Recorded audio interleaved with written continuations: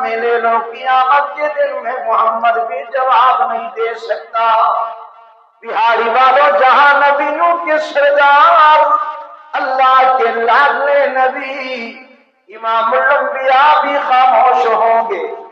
سب نبی نفسی نفسی کہیں گے، وہاں میں اور آپ کیا بول سکیں گے؟ اپنے معاملات کو دنیا میں درست کر کے جاؤ، ورنہ خدا کی قسم تمہاری نمازیں بھی تمہیں نہیں چھڑوا سکیں گی۔ جب امام الانبیاء نے چل نہیں سکتے تھے میرے آقا، حدیث میں آتا ہے جب حضرت علی اور فضل بن عباس میرے آقا کو لے کر آئے، یوں میرے آقا آ رہے ہیں کہ پاؤں مبارک آقا کے اٹھتے نہیں ہیں، پاؤں مبارک گھسیٹتے ہوئے میرے آقا آ رہے ہیں، پاؤں کے نشان بنتے جا رہے ہیں۔ اتنی شدت کی بیماری اور ذوق کے باوجود بھی امام الانبیاء نے اعلان کرایا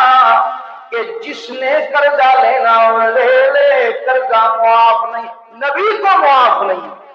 ورنہ اللہ کہہ دیتے میرے محبوب آپ کا قرضہ میں دے دوں گا،